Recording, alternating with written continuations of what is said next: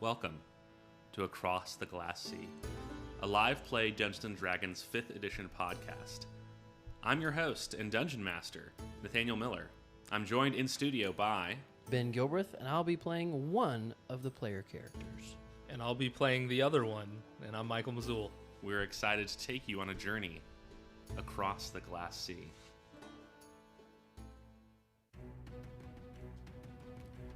Welcome to Tyroa.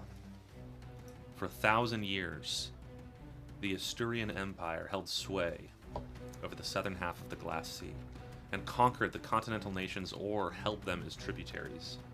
300 years ago, a being known only as the Tyrant rampaged across the Glass Sea and across the 5 continents of Tyroa and shattered the armies and the government of Asturia. In the centuries following, the world has grown wide and wild and dangerous. Kingdoms and empires eye each other across the waves and over the continental realms nervously, biding their time and looking in the shadows for some edge in the balance of power. In between, monsters awake, dark powers stir, and adventurers seek gold, glory, and to become the stuff of legends. Who knows what awaits our heroes across the Glass Sea? I'm so excited.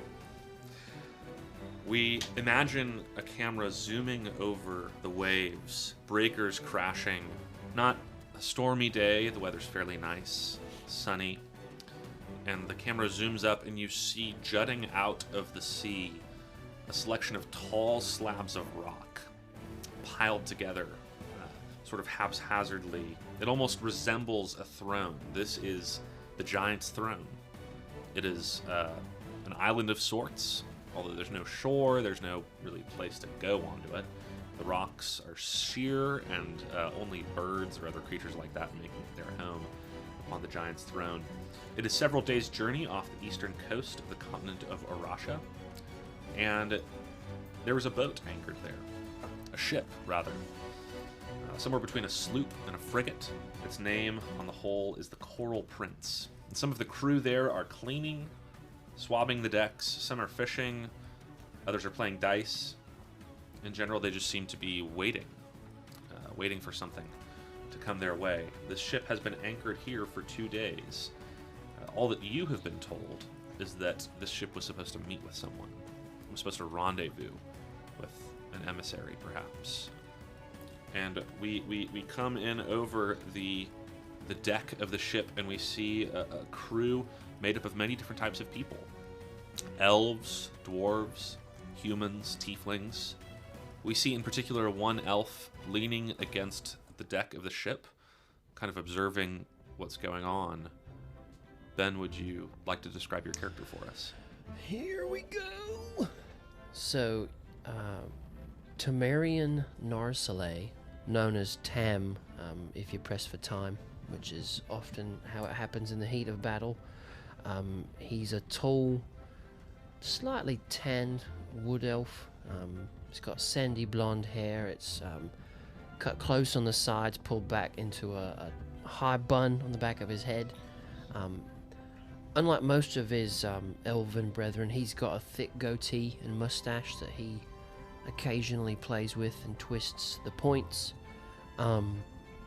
He's got small slivers of scars on his hands and fingers, and you can see some evidence of the same scars under his collar.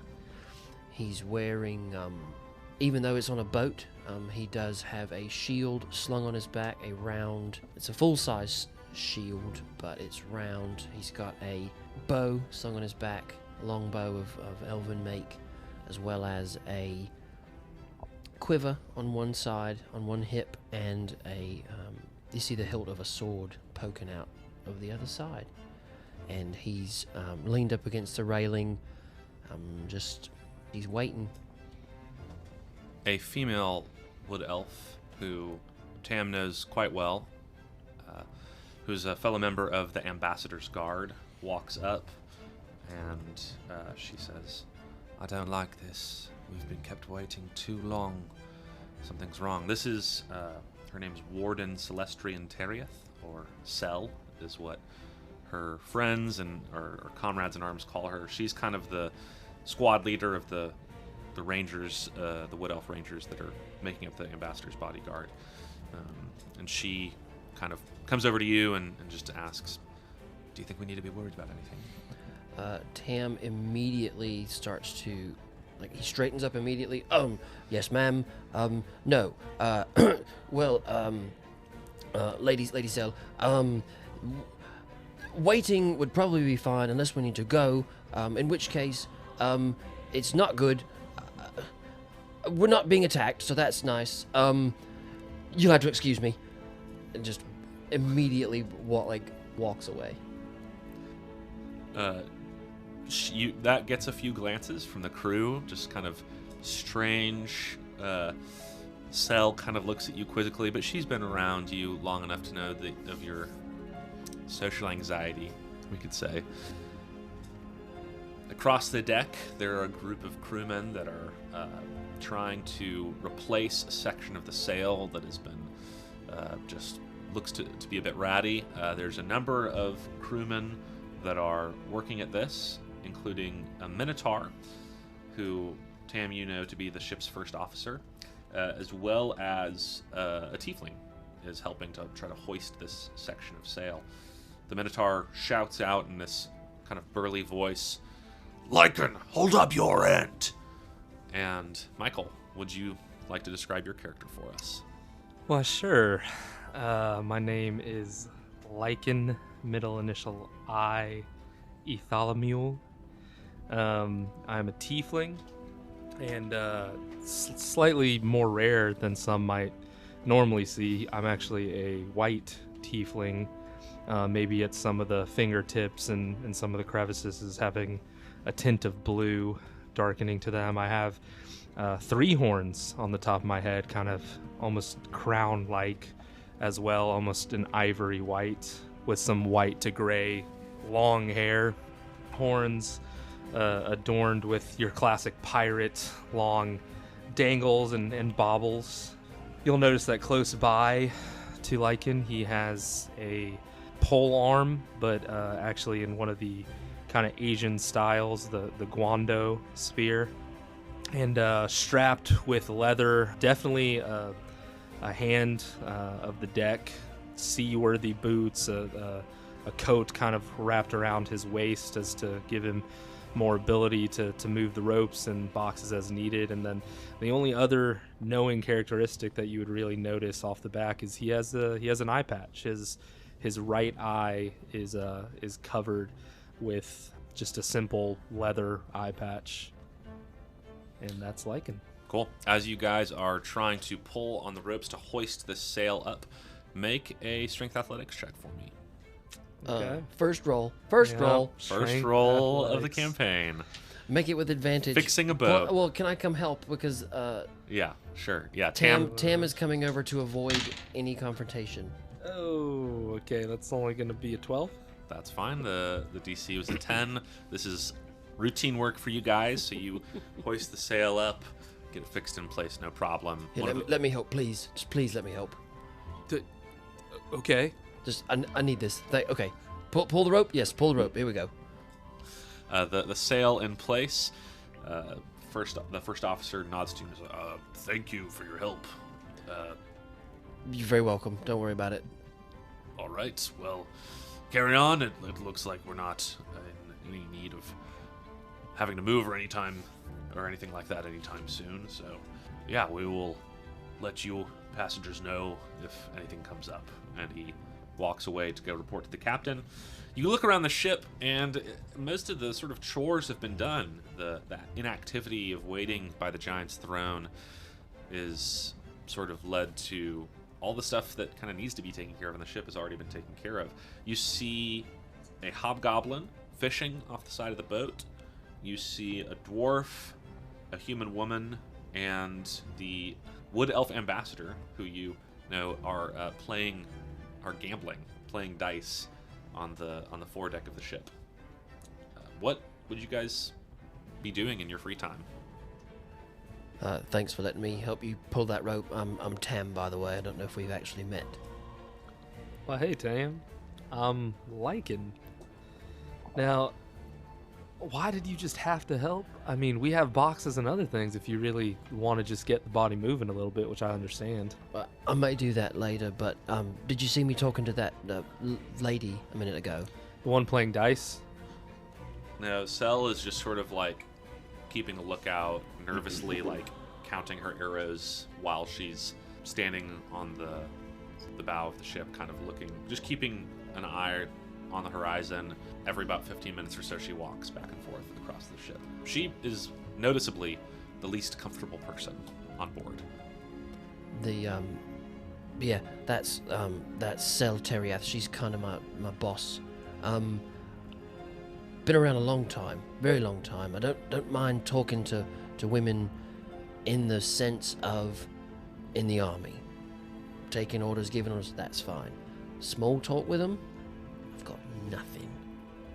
Like, it's pathetic. I'm well aware. I'm sure that's not true. It does not go well, and so I'm very quick to almost have a panic attack and need something else to do. So you gave me a reason to come over and not be caught with small talk. Well, I'll tell you what, Tam.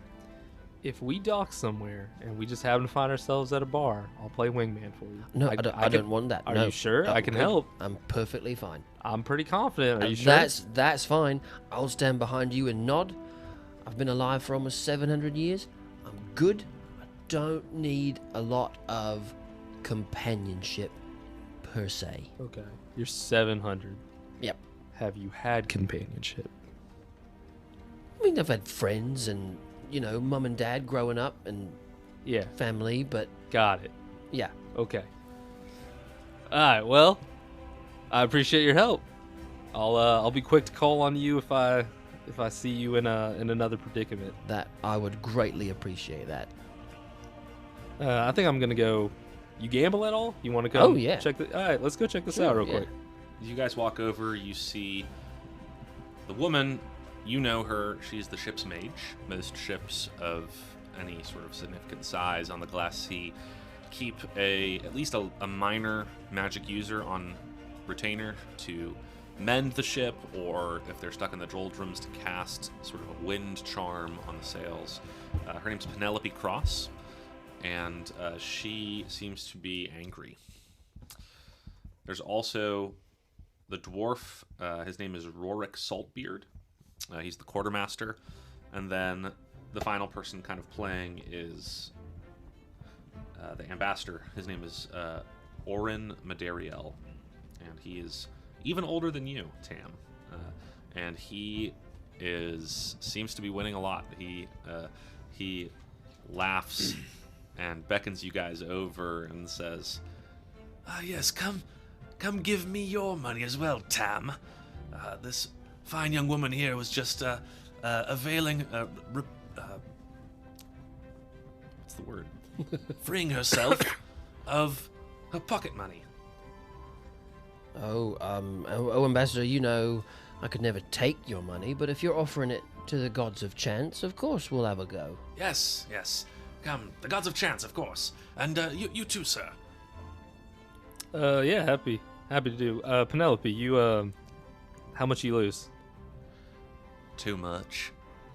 I'm out on this one, fellas. What about you, Saltbeard? I'm still in. All right, let's get it. So the way this will work, I just figure we'll just roll a luck, D20 luck check. Highest number wins. If there's ties, we split the pot. So Okay. I'll roll first for Saltbeard, then the ambassador, and who else was playing? It's just Saltbeard. Saltbeard, the ambassador, Cross. and us. Okay, And then us, cool. All right, what'd you guys get? Got a flat 10. 14. Okay, the ambassador rolled a 19, Ooh. so he wins again. He says he collects his winnings, deduct 1 silver from your character sheets. It's not high stakes or anything. And he says, I think that will be sufficient to whet my appetites for the time being. Thank you for playing with me, gentlemen. And you too, madame. And he nods to Penelope, who kind of rolls her eyes and walks away, muttering something about passengers being more trouble than they're worth. And the ambassador beckons you, Tam, and asks if he might have a word with you. Of course, sir. What do you need? Let's step over here. I'm getting a little nervous. We've been waiting quite a long time. As a part of my guard, I've shared some details with Sel and with the others, but I feel that I can entrust this to you. You're not exactly quite like the rest of the soldiers on board. You're a little more creative, I guess we could say. Well, and I keep to myself. That helps. I just want you to know, I want you to have something, in case anything's to go wrong. And he unclasps something at the back of his neck, and he pulls out this locket. It's on a silver chain. The locket's about 2 inches. It's an oval. It's about 2 inches tall, an inch wide. And he hands it to you. Thank you, sir, but what... I mean, I know it's coming, but what exactly is this? It's a message of sorts. It's something that really is the reason of our being out here, out on the open ocean. You see, we are engaged in the lead-up to a potential crisis. The Kingdom of the Wood, as well as the other nations of Arasha, are locked in a power struggle. Now, there's no war yet, but we're here to make sure that that doesn't happen. The people that we're supposed to meet are representatives of the Admiralty. Really? Yes. And Now, we're- Sel knows this, but others might not know it yet. They were supposed to be here a whole 2 days ago. Now, that could be delayed due to weather or ill-favored winds, but something of this important with the tensions this high, I just have a bad feeling about it. Yeah, she actually mentioned she was nervous waiting around too, so that's what we're here to meet. If anything happens, I want you to take this locket. I know the contents by heart. I've memorized it, and I am authorized by our king to carry out negotiations on my own. But if anything happens to us, if anything happens to me, I will feel comfortable knowing that you may be another person, another opportunity for our kingdom to find peace. Take this to Admiral Lucia Cassian of the Admiralty. Give it to her, and she will know what to do. She's the one that we're supposed to meet, but she has been delayed. Well, that's answered one question, brought up another, so we're sure we can trust this Lucia. I don't trust anyone, but her interests and ours seem to be, at least for the moment, intertwined. She would not help us out of the good of her heart, but out of self-interest, she might. And you said Lady Sel knows about this as well. Sel is aware of this too. Okay, that's yes, good. Of course. If the worst were to happen, do I listen to it or do I only present it? I'm not sure that you'll be able to operate it on your own. I believe Lucia probably is the only other person besides myself that knows the passphrase to access its information. Fair enough, sir. Just asking. But if Need to know? Don't need to know. Yes. But if the worst should happen, you can find her probably across the sea in Admiralty Islands. I'm not quite sure where her base is, but she moves around a little bit from some of their different cities. Well, I appreciate your honesty and your trust, sir. I won't let you down. But surely there's nothing. I mean, 2 days delay out in the sea doesn't seem to be that much. Yes, but surely nothing will go wrong. Fair enough. And you seem to be enjoying yourself taking others' money. Yes, I think I'm going to go for a sunbathe just about now. And he goes up to the top deck. He says farewell. He goes up to the top deck where there's a lounge chair that he has brought and set out kind of inconveniently. It's right near the ship's steering wheel. And the captain kind of who's observing things, rolls his eyes. But the ambassador goes and lays out. And Takes a bit of a nap. As he leaves, I'm tucking the medallion deep under all my clothes and armor and stuff, so it's well hidden. Cool. Guess I'll. What time of day is it? It's about midday. About midday. Have there been any ways to practice archery or sword forms? Tam would probably spend a lot of time out, unless he's approached by someone else. He's perfectly happy just doing his own thing, and so he'll work on sword forms, or go if there's been any tasks that maybe I'll go find Lycan and see if there's any tasks I can help with. Go find my new friend. What areas of responsibility do you think that Lycan would really be gravitating towards? On Yeah, the ship? man. I think Lycan is very much kind of the catch-all kind of person. I think when I've described him before, he's kind of like that. He's like that buddy that kind of knows a little bit of how to do everything, but has never fully been put in charge of anything, but is like heavily relied on at the same time. So I think he's kind of like a floater between all the positions. He knows them all fairly well, but just is never really in charge of them, so to speak. Sure. But honestly, he's also a little mischievous. So I think in this time, actually, he's trying to like dodge work a little bit. And so you probably actually come up on him when he's actually about to dive over. He's actually about to jump off the ship into the water for a little bit. I will let you. I'll just walk up and I will not say a word. In you go if you want. I'll clock you and I'll be like, you wanna take a swim real quick? I'm actually good. I don't mind, but I've got all this on sink like a stone. Not the best combination. All right, look out for me real quick. You got it. I'll be like 10 minutes, don't All right. worry. And I hop in. Lycan feels much more in the right place when he's in the water, honestly. And with you probably watching him a little bit, he's actually quicker at swimming than just walking around. As you sort of feel the salt water of the ocean on your skin, and you look around, it's clear ocean, sunny day. You can see the diffusion of light coming down from the surface. Make a perception check.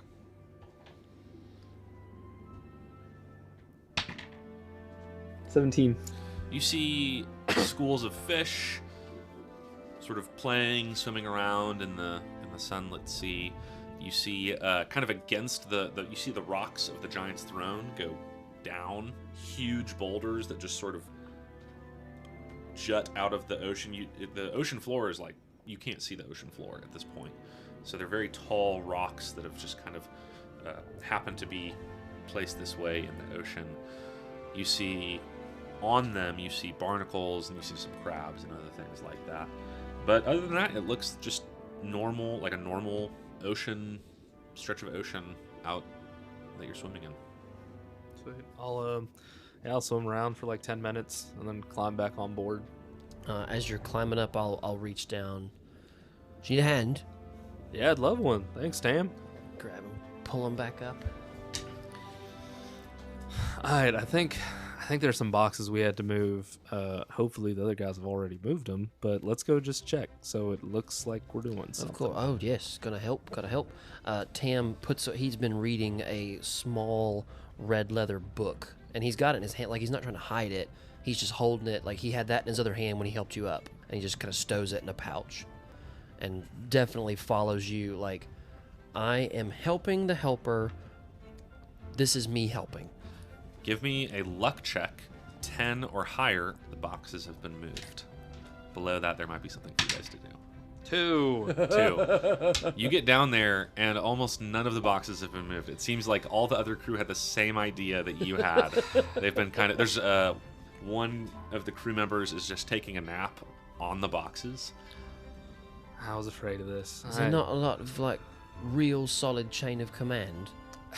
There is and there isn't. Right now, we're just kind of been sitting around, here docked for a while, so everyone's kind of taking it easy. But to be honest, it's fine to duck here and there again, but things have to be done for things to run well. So let's get after it. All right then. I'm usually the one that, in times like this, tries to get at least it done. I don't want to make it.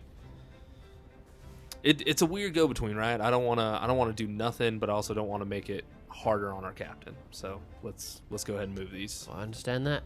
As you guys spend some time moving the boxes, you see the hobgoblin who had been fishing earlier comes up with a tray of these little sort of looks like these little, almost like dumpling things. And he brings them over to you, and he says, "Well, mates, thanks so much for chipping in here. I have some treats for you, something a recipe that I wanted to try. I caught fish earlier, and I wanted to try this. Here's some fish-stuffed dumplings for you. Yeah, give these a go." All right. Tam definitely takes one. Definitely take some as well. This is some of the best food you've ever had. It is very good. It's so good, in fact, you each will get a D6 die of Bardic Inspiration, Woohoo! Okay. which will last That is good food. for the next 24 hours. Yes. Roll an insight check. 17 on the dice plus 22. That's a nat 20. Nat 20. So you I have a negative For a 1 total now. of? 19. That's okay. What is Both it? Nat 20. You're like, That's the first nat 20. Yeah. this food is magically good somehow. Okay. And you know Borgen enough. This is ship's cook Borgen Huruk. And Borgen, he's not like other ship's cooks. So you've served on a lot of ships. He's you don't know much about his backstory, but Borgen is trained, equipped. Mechanically speaking, he is a bard whose performance style is cooking. He's a chef bard. That's really cool. I guess I don't know that Lycan or Tam would know that specifically, but you know that this is really good. There's something. Some of the best dumplings I've ever had. Oh, the chef loves to hear that, and he sort of scurries away to pass out the dumplings to the rest of the crew. Was he? Does he always cook like this? Borgen, yeah, this is by far the best ship I've ever been on for food. As you can see, not the best work ethic, but the food is out of this world. I think we caught that fish like a day or two ago, and somehow it tastes like he just cut it open. I don't know how he does it. Well, all I know is that an army does march on its stomach, and it would seem that a ship sails on the same. So, yeah, with that, we're getting to know each other a little bit here. You're in the army, but it's like an army of a god or something. Like I don't know a ton about armies on the land. Gotcha. No, we're not a holy army, anything like that. I happen to be a cleric, a fighting cleric. I was saved at the hands of another young lady many years ago, who happened to be in the service of one of the gods of war, Hachiman. You may have heard of him. I'm afraid I Tam kind of pats the pouch where he stowed that book and he says, "We can talk later." I serve him. He gives me the ability to heal and to protect those that can't protect themselves, and it's been very useful in my time in the army. I'm a battlefield medic. Oh, okay. He holds up his hands, and you see all those little scars. Just a bit of a hands-on medic, as it were, sticking your hands in places where things are gonna get poked and prodded. And so yeah, I definitely I've got my holy book here, and he pats it again. I pray, do my diligence, but Hachiman's not. I'm not a churchy cleric. I don't have to be in and out and doing all the sorts of bowing and scraping what you might see others do.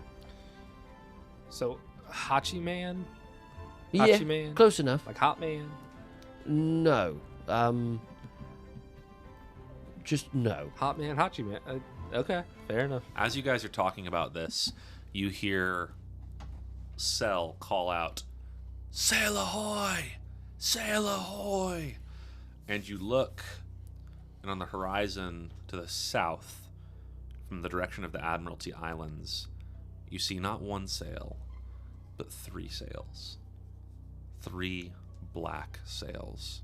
And as they get closer, the captain sounds a horn that he has, which is the signal to general quarters. And he starts issuing the orders to unfurl the sails like you guys are bugging out of there.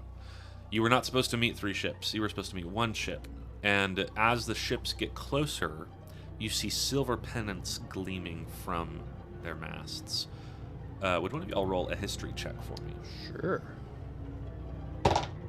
15. With the 15, you will know black sails and silver pennants are the mark of the Admiralty's Silver Fleet. The Silver Fleet is spoken of in hushed whispers amongst the peoples of the southern Glass Sea. It's a fleet that is rumored to be crewed by the dead. The most ruthless and brutal forces that the Admiralty has at their disposal. They are not the ones that you send to negotiate. They're the ones that you send to kill. I've got to go find the ambassador. This is bad news. Go help your friends. Find me if you need me. You start to hear drums as you see oars sprout from the sides of these 3 ships, and they start to pick up speed and row faster and faster towards you all. Tam is definitely running up to find the ambassador, like immediately. Like he's making a beeline for his equipment, his armor, weapon, and then getting back up to the deck to help where he's needed. Yeah. Everyone is preparing for battle all around. You see on the back end and the front end of the ship there are 2 sort of person-operated ballistas, not big enough that they could sink a ship on their own, but they could do some damage to the crew. And you see crew members are starting to prepare those. You see the ship's mage, Penelope, casts mage armor on herself. You see the first officer, the Minotaur, hefts this massive 2-handed battle axe. The captain is a wood elf. He has a rapier at his side. And you find the ambassador just kind of sitting he sits up in his deck chair. He crosses his legs, and he says, as he sees you run up, Tam, he says, "It seems that the worst is coming to pass. I thought something like this might happen when Lucia tarried in meeting with us, but I think it will be all right." If you say so, sir. How can I help you? How may I protect you, guard you? Survive is what you can do. I'll be okay. Don't worry about me. I know I have a guard, but this old fox isn't defenseless. Can I make an insight check? Yes. Let's see. That is... It's a 9 plus 14. He seems confident. He seems weirdly confident for being a super old guy. Okay. Tam just kind of throws up a very brief salute. Age before beauty, eh, sir? Indeed. Over the next hour, you don't really have much to do, Tam.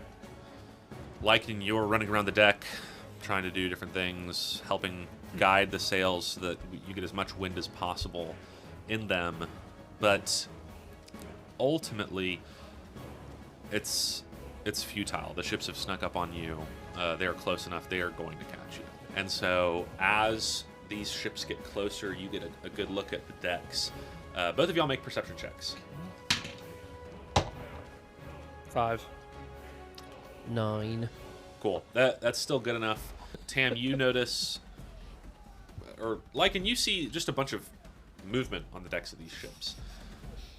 Tam, you see maybe like 4 or 5 figures that are not skeletons or ghouls.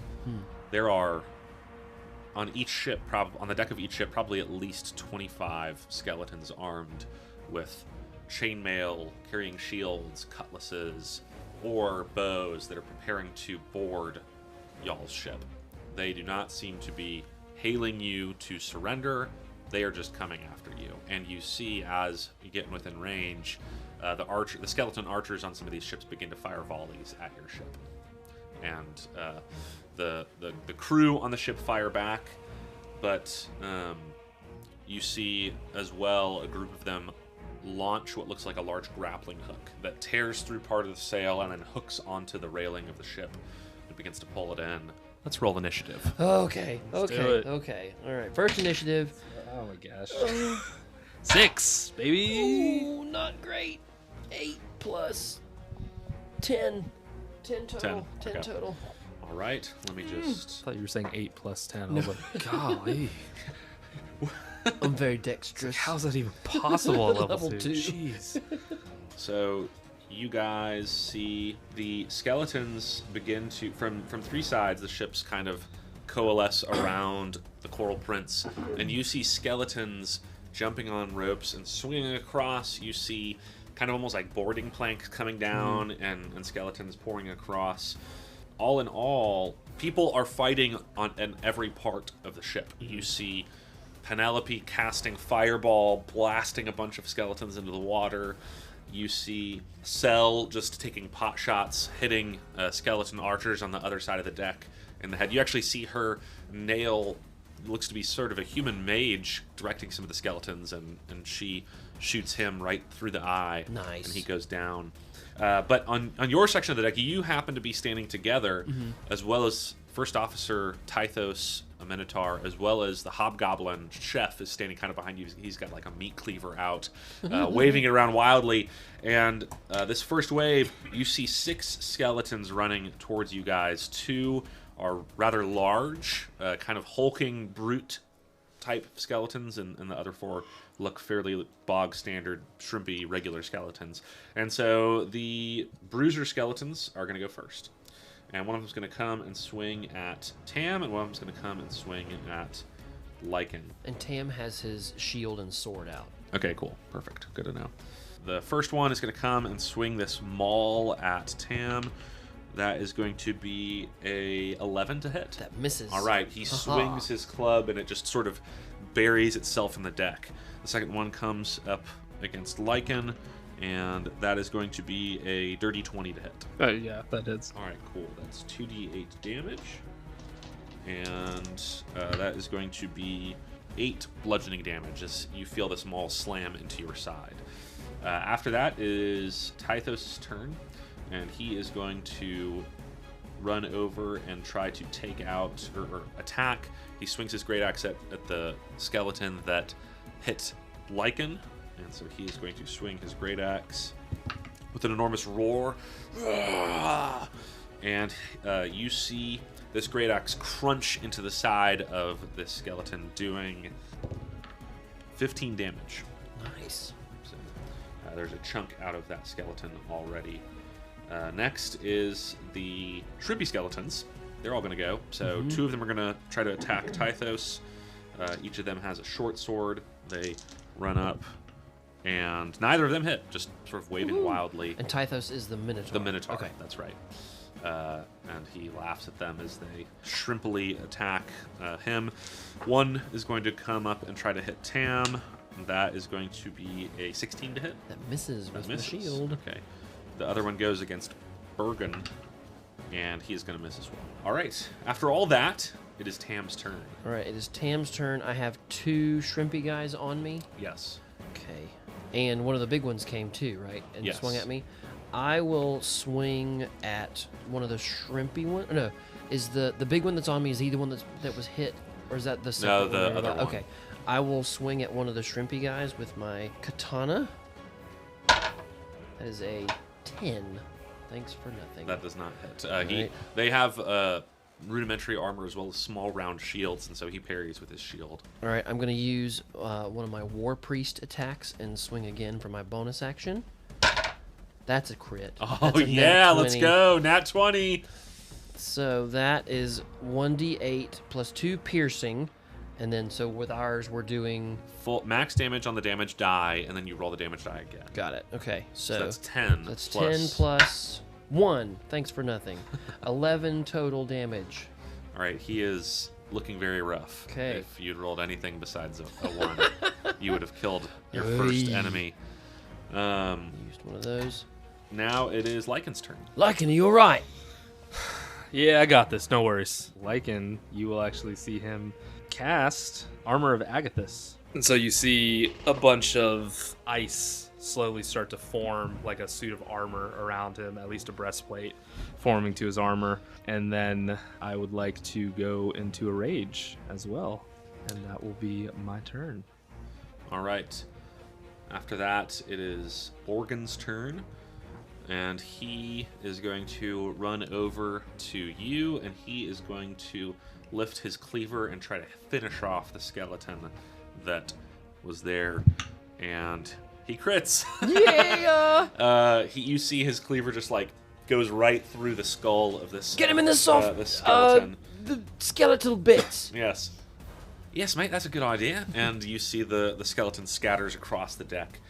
dead. And as a bonus action, he is going to give a die of Bardic Inspiration to Tythos. I've already forgotten about mine that Yes, I have you both right have here, Bardic probably in front of me. Inspiration, so do not forget that. With that, it'll be the top of the order. It's the beefy skeletons again. But as they come to attack, you notice a couple members of the crew have gone down. You see Rorik Saltbeard, the dwarf. He is just sort of ducking in between with two knives, knifing skeletons in the back as best he can, trying to take advantage of other people who are engaged. You see Penelope casts some kind of wind spell and blows a few skeletons into the water. You also notice a figure walking on one of the boarding planks from one of the skeleton ships. He's dressed in full plate mail. You cannot see his face, just a black slit on his helm. You see 2 pinpricks of red light. Oh, that's always behind good. the helmet. And he effortlessly wields this. It almost looks like a great sword, but he's holding it with one hand. He has a plume of white and silver, a horse crest off of his helmet, and he just effortlessly cuts down 2 of the crew that jump to him.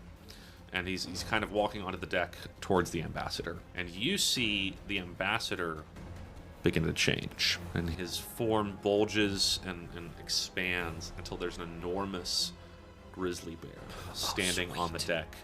And he leaps at this guy and they start to battle. Okay. But while that's happening, the beefy skeletons come. One is going to turn and try to hit Tythos with his maul because he did a lot of damage. That's a nat 1 for him.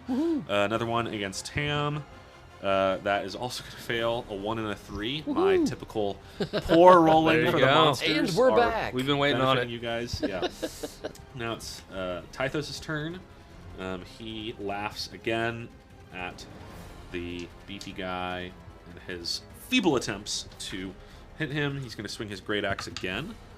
And this time he is, or no, he's still going to hit. They don't have good AC. They only have 11. So he rolls a 12, so that's going to be another bit of damage, and that is a further 15 damage to this beefy skeleton. He's starting to look rough. Now it is the wimpy skeleton's turn. One of them is going to swing at Tythos. That is going to hit, so Tythos takes some damage. Then you see another one swings at Lycan. That's an @1. Woohoo. Another one swings at Tam. That's a 3. All right, now it is Tam's turn. It is Tam's turn.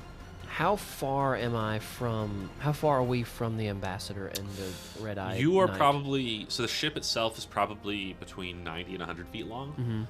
You're probably 50 feet away. Okay.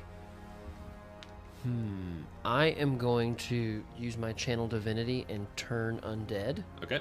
And instead of like presenting a holy symbol, I just kind of duck behind my shield and start to bash it with my katana.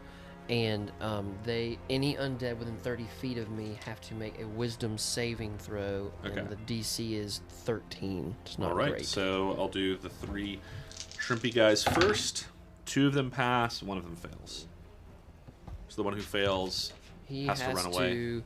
A turned creature must spend its turn spend its turn trying to move as far away from you as it can, and it can't willingly move to a space within 30 feet of you. It also can't take reactions. Cool. So it can only use the dash action on its turn. If there's nowhere to move, it can use the dodge action. Cool. The DC was 13. Yes. Okay, one of the beefy skeletons fails. And one of them they're passes. turned for a minute. Okay, cool. Unless someone hits them, or And they're just turned. They're just turned. oh, yeah. okay. Sweet. Is that your turn?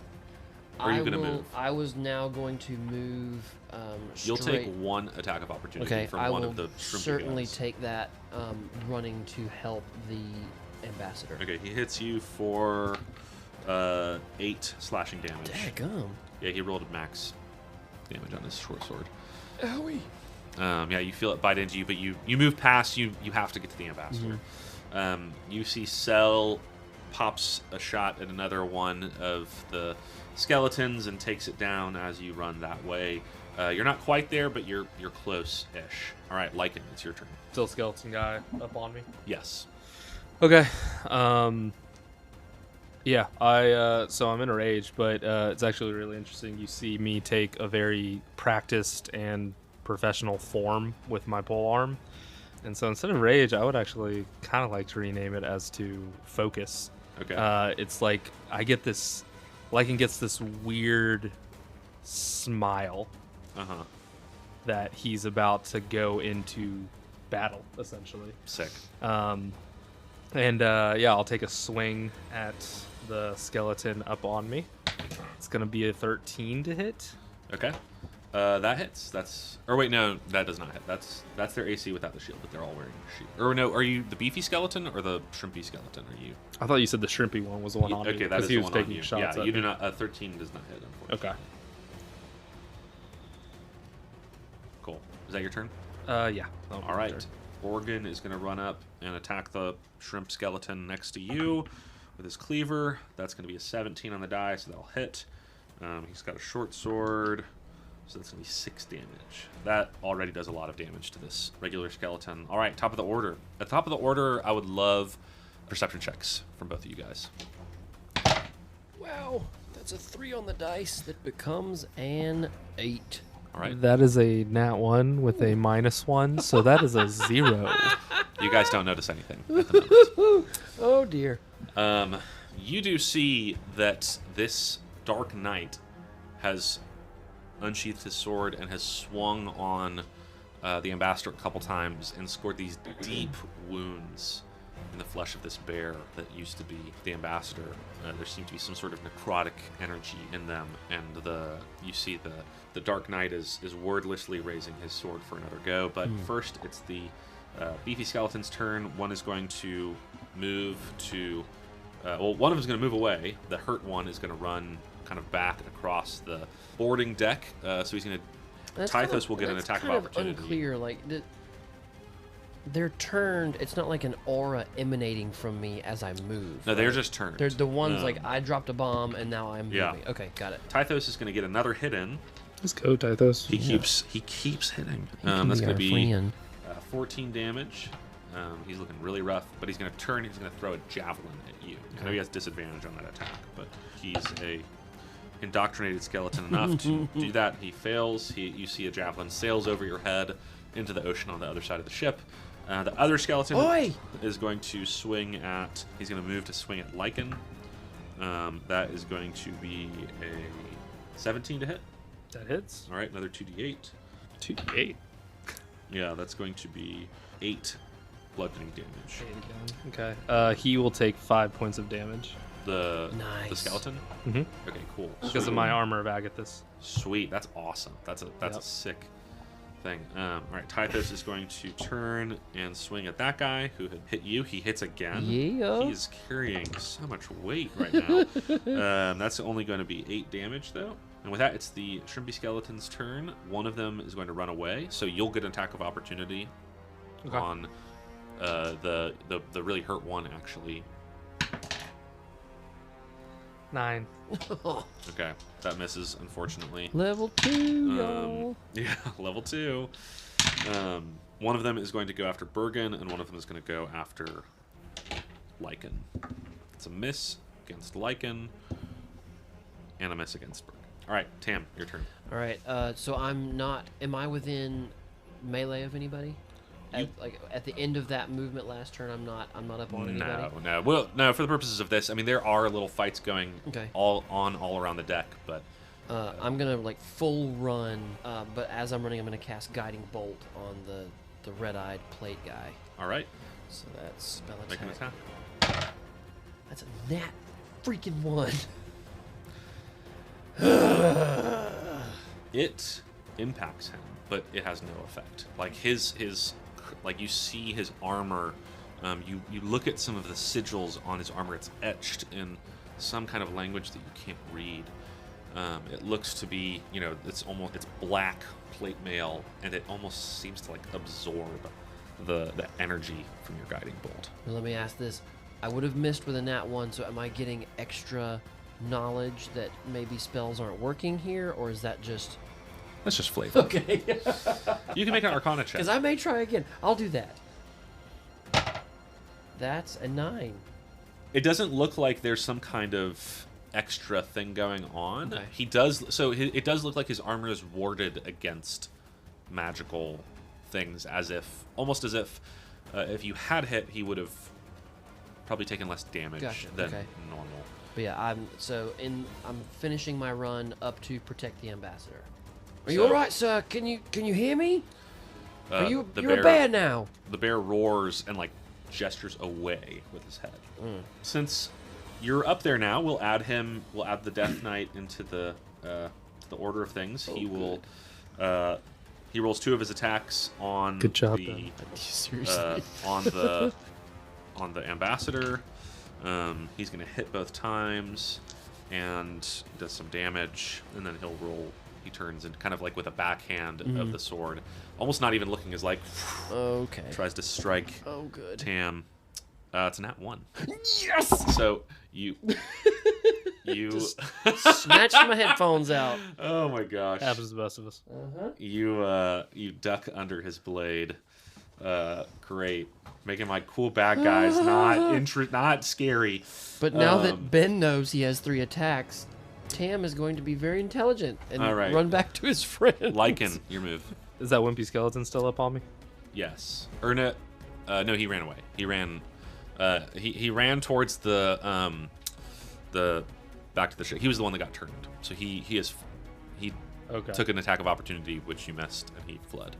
There's 2 more though. There's 1 beefy skeleton. There's 2 more wimpy skeletons. One hit me that took the 5 damage. Yeah, that one. So- that one ran away. Oh, that one's the one that ran away? Yeah. Okay. Well, I'll look around and see who's kind of needing help. Okay. And I know the knight's up there, but I think in the moment I'd be more concerned with crew members. Okay. Yeah, you see a couple of them. You see one guy go down wounded and a skeleton about to finish him off. I'll run up and attack that skeleton. All right. Make an attack roll. Come on.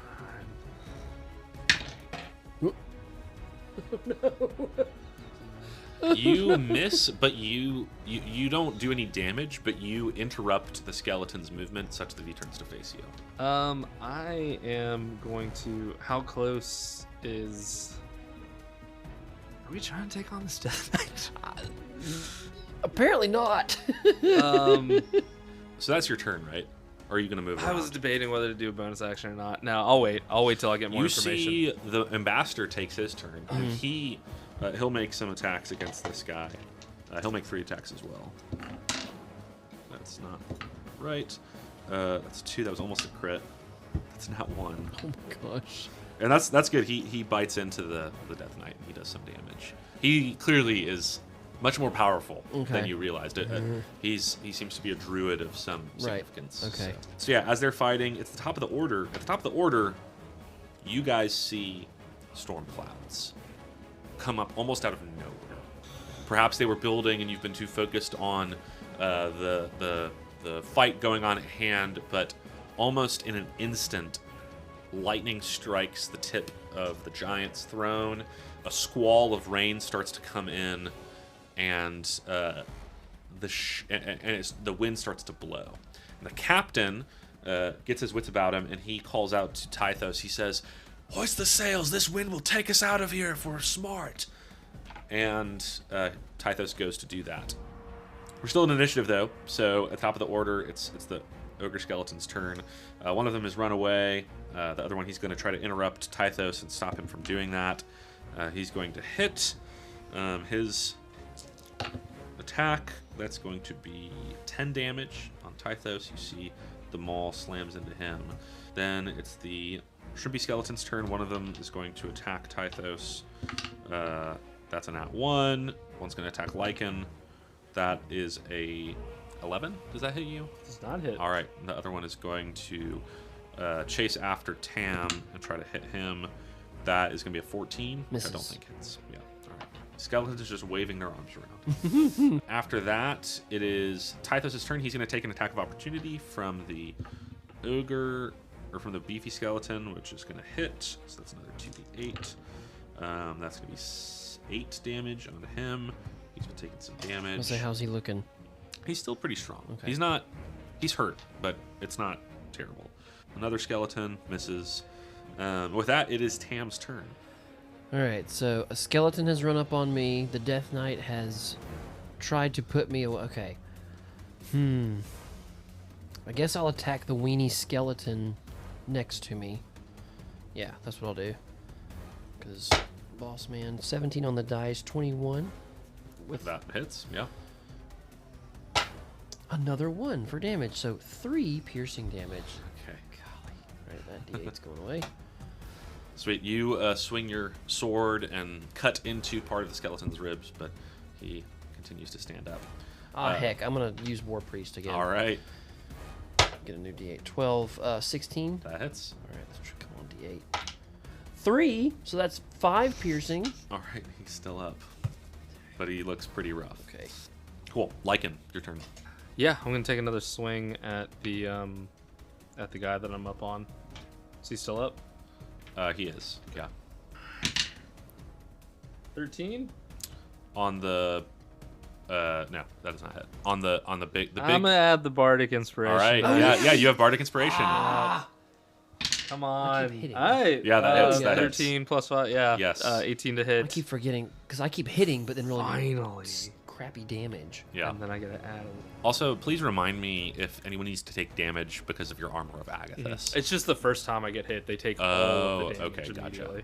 I didn't know if it was a continual thing. I think that's only gonna be like 4. No, because I get for raging. Yeah. You get extra Yeah, damage. +1, I think. This is +2. Okay, Yeah, it's yeah, plus it's 2. 1 or 2, I could remember. So that's gonna be 6 damage. Okay. These guys are still. I mean, he's looking really rough all of a sudden. What's the rest of the field look like? There's just the Death Knight and another beefy. And There's a lot more skeletons on the boat fighting with other crew members. You see another beefy skeleton has been fighting Cell. She's dropped her longbow in favor of a longsword, and they've been dueling. She's getting the better of it, but she's been hurt a little bit. She's the captain. No. That's the She's sort the leader of the my leader of the troop. guard. The leader of the bodyguards. The captain has actually been pretty badly hurt. He looks like there's about a bunch of skeletons. It looks like have just mobbed him. There's like a pile of bones at his feet, but he has been wounded. Penelope Cross, the ship's mage, she has been kind of climbed up into the rigging, is like blasting fire bolts at people down below.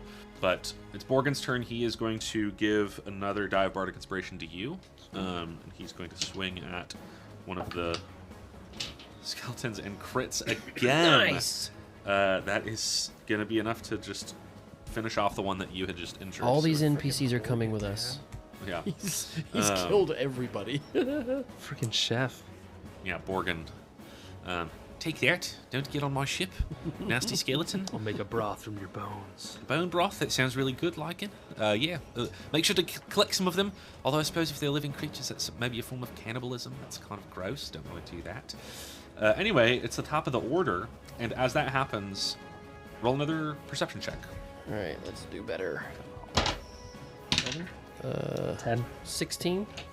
So, several things happen. One, this wind that is picked up with the squall is so severe. You see Tythos pulls the rope, unfurls the sails even more. It catches the wind, and you guys shoot forward. The lines and the grapples that have been holding the ship together are ripped away by the force. And so you guys are leaving these other ships behind. There's still a few people on board, but the force of the wind is so severe that you guys are almost like not really able to fight. And we're actually going to be out of initiative here for a little bit. Make either a strength check, probably some kind of strength or constitution check to see if you can like maintain your footing, or a dexterity check in the face of this. I'll go with Dex, please. Yeah, go for that. 14? Yeah, you're able to stand up. You're kind of bracing yourself. I'm getting new dice, everyone. That's a nat 1. Oh no! I have +3, so it's 4. But You are kind of in the middle of a swing, and the wind almost catches you, and you stumble. You almost go over the side of the ship. Like you kind of tumble, and you catch yourself hanging on the railing. You're like, okay, I need to make sure that I can get over next. A couple other things happen as you guys are doing this. You see a lot of the skeletons just like go flying. They're kind of lighter than everyone else. The wind catches them, and they just like like fly away. The Death Knight is still fighting with the ambassador. As the ship is carried along, you guys are outstripping undead ships very quickly. Two more things happen. One, lightning strikes the top of the ship, and there's a massive crack and explosion, and the mast starts to fall in pieces around you guys. Make dexterity saving throws to try to avoid the falling pieces of the mast. I'll say Lycan, make yours with advantage because you're kind of off to the side, not really in the line of. That's a big old 5. Okay. For, you're going to take 2d6 of piercing damage as Oh no. Just a straight dex. splinters from this mast. Now I get a Shield. nat 20. That's 10. Okay. You take no damage. Okay. I'm not feeling very well. Cool. As the smoke clears, there's just wreckage all around you guys as you guys are being carried along. You see the skeletons are pretty much wiped out. The crew are kind of picking themselves up. Part of the mast is gone, but you're still being carried along at this incredible speed. You see Lycan hanging off the side. You see Borgen's fine. Tythos is all right. He actually runs off to help with the battle up on the deck. You also see the crew are kind of picking themselves up, dusting themselves off. What would you like to do? So I see Lycan. What is the status of the ambassador? He seems to be holding his own. He's taking hits, but he seems to be giving hits as well. Okay. I'll go help Tythos. Or not Okay. Tythos. I'll go help Lycan. Cool. Awesome. Make a strength check to pull him up over the good. edge. 15. All right, cool. Yeah, you help him up overboard. And as you guys do this, you see on the horizon... make another round of perception checks for me, actually. I've got you, mate. 18. 16. You both see a massive wave coming for this ship. Oh. Several hundred feet long, about 100 feet high in the air. Coming. Okay. You with a 19 see a figure in the midst of the wave. You don't know if this is some kind of elemental or a person using some kind of water magic, but you see someone, something, some form in the wave. You have about a turn before it's going to get. I yell to turn or warn two. everyone. Cool. Because I'm assuming the undead won't really maybe pay too much credence Right. to it, but I want to warn all the living people. Yeah. You see, as you guys sort of take stock, you see that Penelope, who is in the masts when the lightning bolt hit, that she is sort of like, you hear someone calling out, give me a hand over here. And you see she's like dangling from a rope off the edge of the ship. At the same time, you see a massive spar of the ship has fallen upon Celestrian, and she's trapped under it. It will take both of you to help one of these two. Who are you going to go help? Oh, no. So either Cell or who? Penelope. I think Tam is immediately going to Cell. Okay. I would go to Penelope. Okay. I would. I'll say you would know it will take both of your strengths to shift either one of this to resolve either one of these situations. I don't like this, man. Oh, man. I've got nothing spell-wise. I'm looking the same thing. There's other crew members around. Like, there's other people who could help. You're not, like, abandoning Penelope to death by doing this. I think if that's the case, And you're also not abandoning Cell to Tam death. is definitely going to. He is taking care of his own Sure. in this moment. Not quick scan. Okay, she's got help too. She's got her Cool. people can help her. Sweet. So you run up to Cell. Lycan's still trying to make up his mind. Give me a strength check. Strength check. Oh, good with my plus try to zero. With my move plus this. 0. That's a 4. You cannot budge this thing on your own. Cell's like, it's okay. Leave me. Save yourself. It's fine. Help the ambassador. Anybody, help! Gosh. In that moment, yeah. I'll run to help Cell, but I'm also actually going to cast. I'm going to use one of my class features, not knowing if it'll do anything, but I'm going to summon one of my Pincers of the Deep over by Penelope. Okay. Essentially a giant claw Okay. crab claw. Like helps essentially. push her back up. Comes up and tries to push that out of the way, try to just get it off of her. It's a very deep blue shelled claw with some like black tiger striations on it, and I'll run over to Tam and try to help, just because I can't not do anything for Penelope. Yeah. Yeah, you see this pushes her back up, and she sort of is able, one of the other crewmen runs over and helps her get up. You guys look over, and you see that the Death Knight has cut down Tythos. And he's lying on the deck. He looks dead from where you're at. You see the Death Knight turns, and with two hands, drives his sword directly through the ambassador, who wraps his bare paws around the Death Knight and leaps into the ocean. And at that moment, the wave hits. Give me a strength saving throw. Strength saving. Saving throw. All right, that's good for That me. big old +0. Come on, baby. It's a 10. I thought it was all the 0 and thought it was a 20. That's a nat 1. You Plus 3. Sell. We are so dead. It's not worth three doing of the you bardic are inspiration. lifted off of the boat as this wave hits and flung into the ocean. You see through salt water, the ship starts to break up, and the captain is calling to abandon ship. There's a lifeboat. Wreckage is being kind of, people are jumping into the sea. You see no sign of the ambassador. You see no sign of the Death Knight.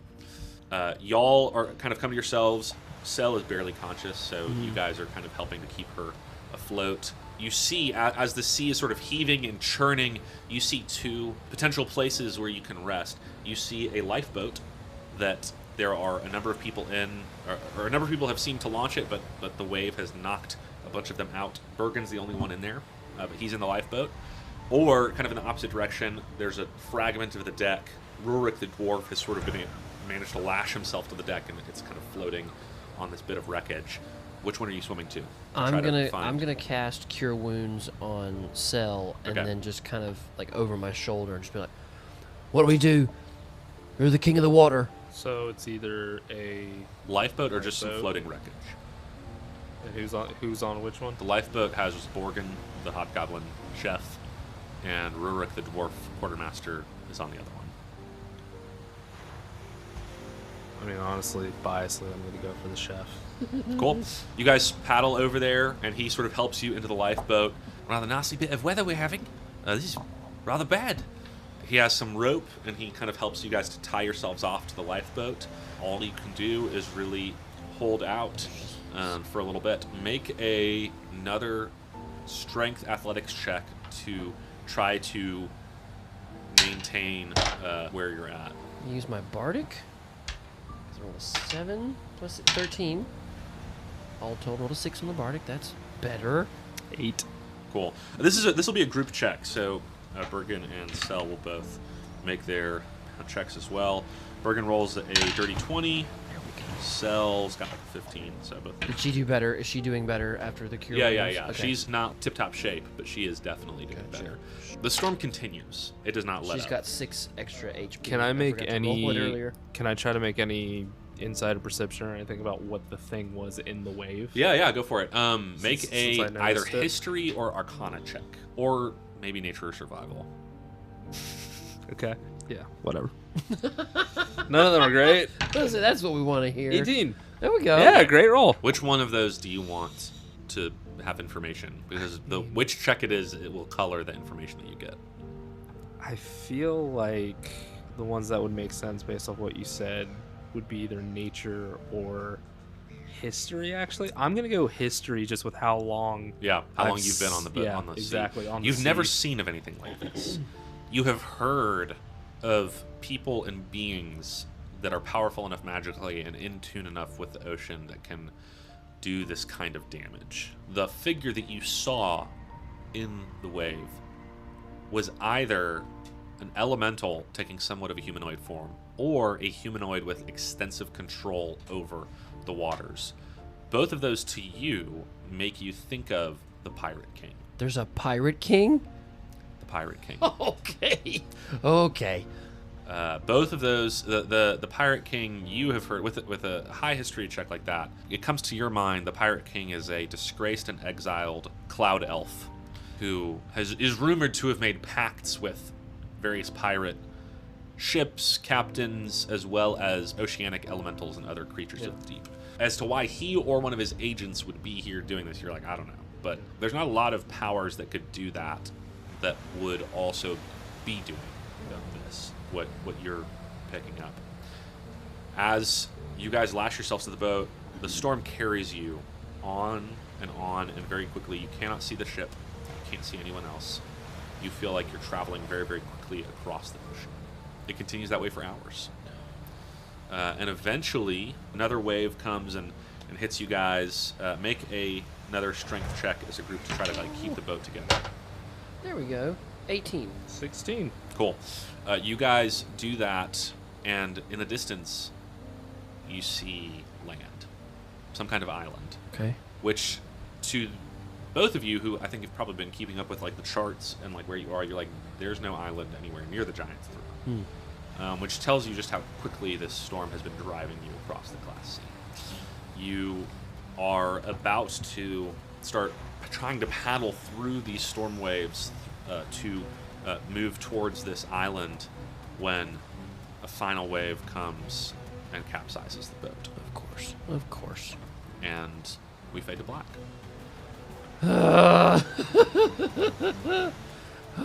Sorry. It's okay. You awaken lying on a sandy beach.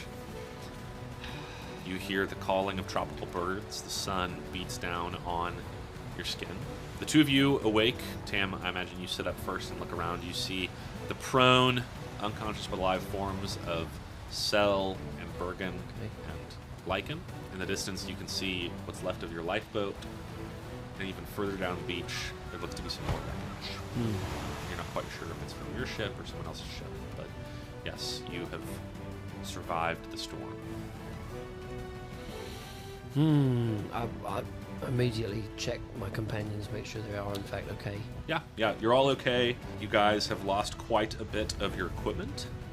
You still have your weapons, but as for your packs and other stuff, really all that you kind of have had on you is what you currently have. So you probably don't have any rations right now, don't really have a bedroll or anything like that, but you can see flotsam and just wreckage, refuse from ships is littering the shore, and so you might be able to go and find something.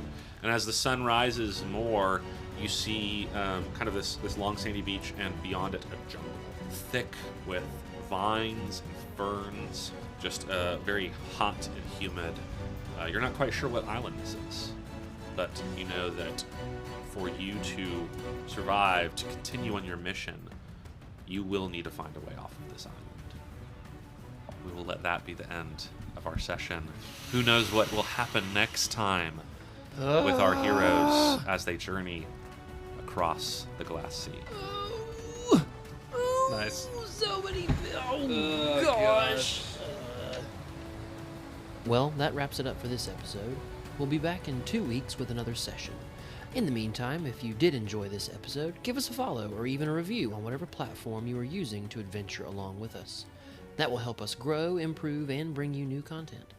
Thanks again, and we'll see you next time on Across the Glass Sea.